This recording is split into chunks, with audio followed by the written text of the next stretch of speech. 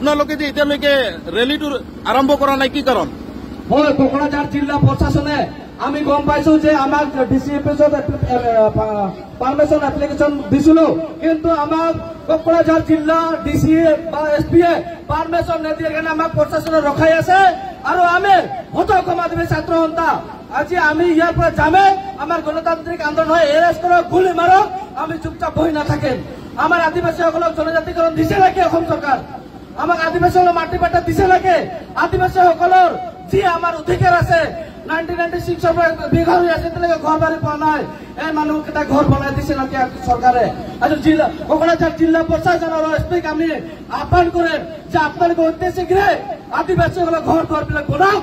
আৰু যিবিলাক আমাৰ বিদ্ৰোহী সংগঠন আছে আপোনালোকে কিমানজনক আজি ইহঁতক সংস্থাপন দিয়াৰ কাৰণে নাম চিষ্টাৰ কৰাৰ পিছত আমাৰ গাঁৱত আছে এই ভাইসকলক আপোনালোকে কি সন্মান দিছে, কি সন্মান যাচিছে চৰকাৰে, এইটো জবাব দিব লাগিব। অন্যথা হঠাৎ সমাজবাদী ছাত্ৰ সন্থা আজি ইয়াতে অসমৰ মুখ্যমন্ত্ৰী পত্ৰিকা দাগ কৰিম, কালা পতাকা আমি য'ত মুখ্যমন্ত্ৰী আছে তাতে আমি যাবৰ কাৰণে ৰাইজক আহ্বান কৰিম। जितना आसाम के आदिवासी आशा के प्रशासनिक भाव बाधा देवा है, ये प्रशासनिक बाधा को दिन हमने नहीं सकती पारे। गोटा आसाम में हमने आसाम बांध देवे के हमने आज इतना तले गाड़ी से हमने रिली करे और पोस्टर मारे नहीं दे हले এই হুদক মাধ্যমে সত্যতা হুকিয়া দিছ অসম সরকারক আপনার প্রশাসন পুলিশে আমার আদিবাসী আন্দোলন আদিবাসী ধ্বংস করার অধিকার নয়। একটা আদিবাসী সন্তান মানুষ টি ট্রাইব লেবার জাতি বনোয়া অসমৰ মুখ্যমন্ত্ৰী তো আমাৰ হেমন্ত বিশ্ব শৰ্মা বা আমাৰ বিজু হাজৰিকাৰ নিচিনা দালাল মন্ত্ৰী আদিবাসী ধ্বংস কৰাৰ যে ষড়যন্ত্ৰ আমি কেতিয়াও চুপ নাথাকিম। এনেকুৱা আদিবাসী সকলক নাম লেবার জাতি বনাই মারাতকৈ আমাক গুলি মারি হত্যা করাটাই ভাল বলে আমি ভাবো। হলে নহয় আমি গুলি লম বুকুত, আজি বুকুত আমি গুলি লম।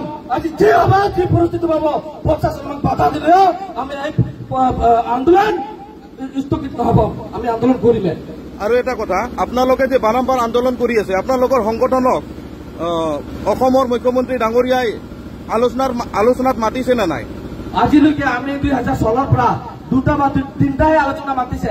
সব আলোচনাত কৈছে আদিবাসীসকলক জনজাতিকৰণ হৈ যাব, 10% বাকি আছে আৰু আমাৰ কাষ্ট চাৰ্টিফিকেট কালি পৰহি দি দিম বোলে বিজু হাজৰিকাৰ মুখ্যমন্ত্ৰী নিজে মুখত কৈ গৈছিল প্ৰদীপ নাথ ডাঙৰী থাকোতে।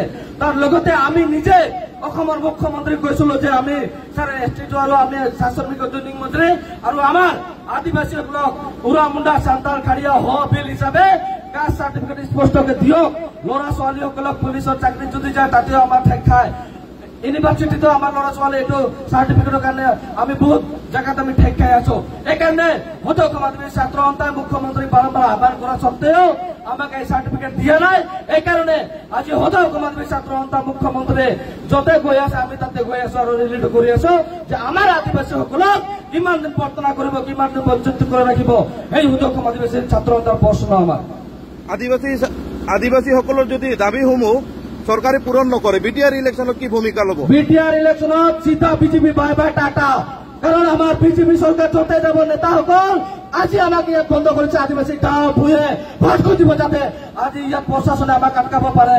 আদিবাসী গাঁৱত যেতিয়া ভোট খুঁজিব যাব আমাৰ যিবিলাক বিজেপি নেতা ধুতি গলিবৰ কাৰণে আহ্বান কৰি আছো, ধুতি গলিবৰ কাৰণে আহ্বান কৰিছো। আৰু জন আদিবাসী নেতা বিজেপি ঝাণ্ডা লৈ যায় আদিবাসী গাঁৱত তাক আমি বিচাৰ কৰিবৰ কাৰণে আহ্বান কৰিছো।